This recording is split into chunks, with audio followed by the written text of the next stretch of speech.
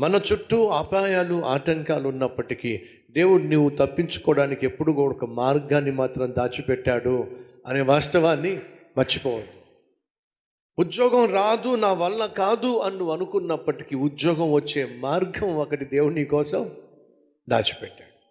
ఆరోగ్యం కుదుట పడదు, ఆరోగ్యం బాగుపడదు, అన్ని మందులు వాడేశాను, ఇక లాభం లేదు, నా పని అయిపోయిందని నువ్వు అనుకుంటున్నప్పటికీ ఆరోగ్యాన్ని పొందుకునే ఒక మార్గాన్ని దేవుడు నీ కోసం దాచిపెట్టాడు.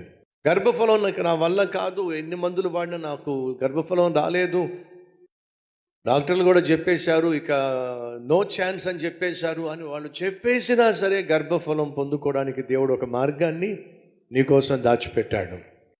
ఈరోజు నీ సమస్య ఏదైనప్పటికీ, అది ఎంత తీవ్రమైనదైనప్పటికీ, నీకు అనిపిస్తుంది నా పని అయిపోయింది, ఇక నా జీవితంలో నేను తప్పించుకోలేను, నా జీవితంలో దీనిలో నుండి బయటపడలేను, ఈ అప్పుల్లో నుండి బయటపడలేను, ఈ అవమానం నుండి బయటపడలేను, ఈ కష్టాల నుండి బయటపడలేను, ఎందుకంటే నా చుట్టూ కష్టాలు మూగిపోయి ఉన్నాయి, అప్పులోళ్ళు మూగిపోయి ఉన్నాయి, అవమానం మూగిపోయి ఉంది, ఇక నేను బయటపడే ఛాన్స్ లేదు నువ్వు అనుకుంటున్నావు. కానీ ఆ రోజు ఒక్కసారి ఊహించండి, ఆ కొన్ని వాళ్ళందరూ కలిసి యేసును వెళ్ళగొడుతూ ఎక్కడ తీసుకెళ్లారు?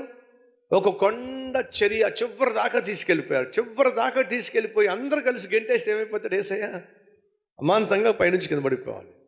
వాళ్ళందరూ కలిసి పైకి వెళ్ళినా యేసుక్రీస్తు మాత్రం నడుచుకుంటూ వెళ్ళిపోతే వాళ్ళు ఏమీ చేయలేకపోయారు. అది యేసుక్రీస్తు యొక్క మార్గం. అలాగే నీ జీవితంలో, నా జీవితంలో కూడా ఎవరో ఏదో చేయాలనుకున్నప్పటికీ యేసుక్రీస్తు నువ్వు తప్పించుకోవడానికి ఒక మార్గాన్ని ఆయన ఏర్పాటు చేశాడు. ఆ మార్గం గుండా నువ్వు వెళుతున్నప్పుడు అందరూ చూస్తూ ఉండిపోతారు, కానీ వాళ్ళు నిన్నేమీ చేయలేరు. ఎలా తప్పించుకున్నావు, ఎలా బయటపడ్డావు, ఎలా విజయం సాధించావు, ఎలా ఉద్యోగం సంపాదించావు, ఎలా అప్పులు తీర్చుకోగలిగావు, ఎలా స్థిరపడగలిగావు, ఎలా గర్భఫలం పొందుకోగలిగావు, ఎన్నెన్నో ప్రశ్నలు ఎంతెంతో మంది వేస్తారు. అది దేవుడు నీ కోసం ఏర్పాటు చేసిన ప్రత్యేకమైన మార్గం. ఇది మీ జీవితంలో, మీ మదిలో దాచుకోండి, మీ గుండెల్లో దాచుకోండి. ఏ మార్గము కానరానప్పుడు, బయటపడలేను అని నువ్వు అనుకుంటున్నప్పుడు, ఇది నా వల్ల కాదు అనుకుంటున్నప్పుడు నీకు ఈ మాట జ్ఞాపకం రావాలి. ఏమిటి? నాకు నాకు నాకు నాకు వీలు పడదు, నా వల్ల కాదు, ఇది అసాధ్యం. కానీ నా కోసం దేవుడు ఒక మార్గాన్ని దాచిపెట్టొచ్చాడు. ఆ మార్గం గుండా దేవుడు నన్ను ఏం చేస్తాడు?